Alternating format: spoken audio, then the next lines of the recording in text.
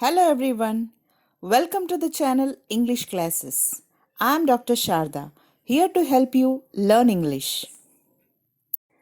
In this session, we are going to learn about a poem, The Royal Tombs of Golconda. This is taken from first year English textbook, Unit-6. When you think of Hyderabad, what landmarks are you reminded of? Is Golconda one of them? Have you ever visited the place?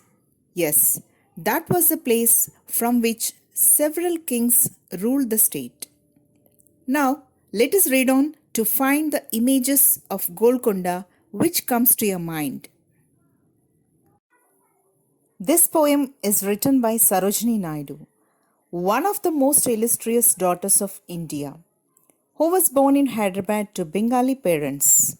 A child prodigy, Sarojini Naidu started writing poetry early. She wrote several poems primarily to promote the glory of Indian culture and history worldwide. A committed humanist and social activist, she played a prominent role in India's struggle for freedom. Her speeches and poems impressed Gandhiji so much that he called her the Nightingale of India. The philanthropist in Sarojini Naidu ensured that their home, Golden Threshold, in the heart of Hyderabad, was handed over to the government for public use. She was the first woman president of the Indian National Congress and also the first woman to be the governor of a state in independent India. Her collections of poems include The Golden Threshold, The Bird of Time, Songs of Life, Death and the Spring, The Broken Wings, Songs of Love, Death and Destiny, The Scripted Flute, Songs of India, and The Feather of the Dawn were published posthumously.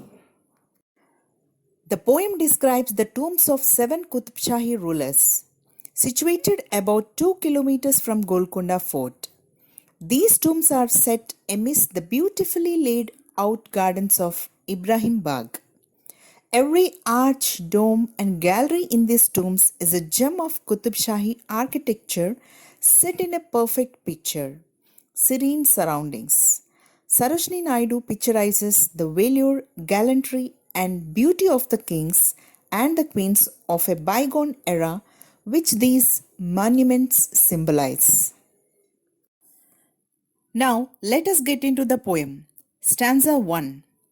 I muse among these silent fanes, whose spacious darkness guards your dust. Around me sleep the hoary plains that hold your ancient wars in trust. I pause, my dreaming spirit hears, across the wind's unquiet tides, the glimmering music of your spears, the laughter of your royal brides. The poet Sarojini Naidu brings life the grandeur and glory of an ancient empire. She once visits the Qutb Shahi tombs in Hyderabad. As she looks around, she feels that she has retreated into the past. She has lost in the thoughts among the silent sacred places. Those tombs or the dust of those kings' bodies which were buried there are guarded by the spacious darkness. Around her, she founds the very old and famous lands which reflect or hold the ancient wars that occurred in the past. She waits for some time. She could imagine and hear among the tides of the wind the shining spears, weapons used by those kings. She could also hear the laughter of those royal brides. Stanza 2.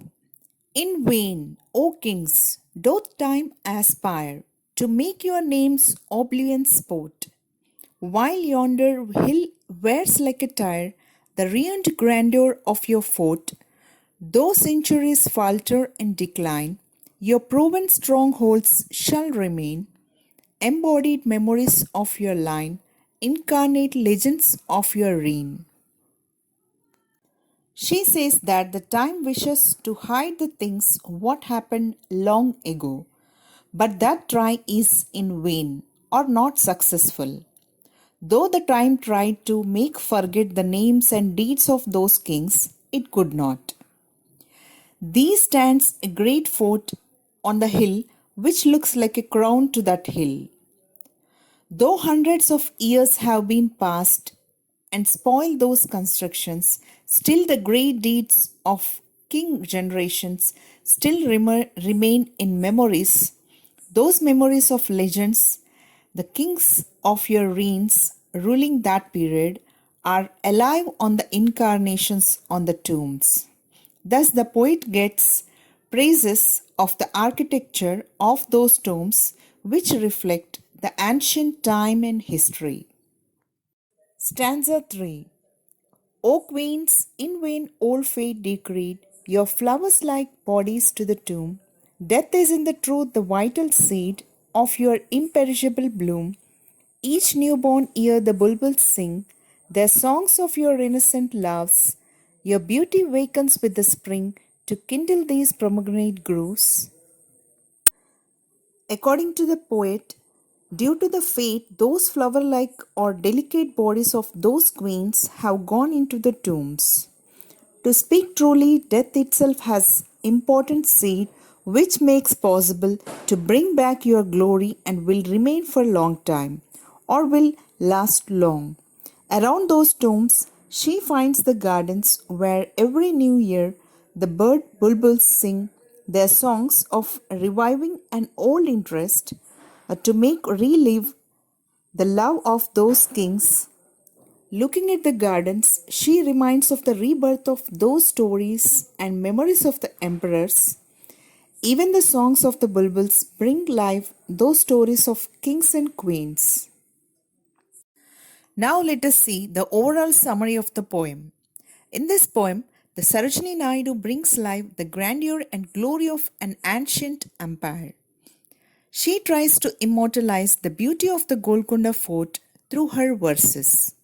She praises the charm of the fort and says that with the springtime, as new flowers bloom, the beauty of the fort also increases. The poem deals with the tombs of 7 Qutub Shahi rules situated about 2 kilometers from Golconda fort. As she looks around, she feels that she has stepped into the past. She can visualize the royal empire in all its glory. She can see the brave kings getting their weapons ready for war. The spears glint in the sunshine. Centuries have gone by, but legends about the valor of the kings still abound. Monuments like the Golconda Fort stand mute testimony to the nobility, tolerance, enlightenment, and foresight of the kings. The rays of the sun dance rhythmically on the spears. The poet can hear the laughter and the merriment of the young queens. It is as though she is transported to another area. Hope you understood this poem well. Thank you very much for watching this. Do like, share and subscribe.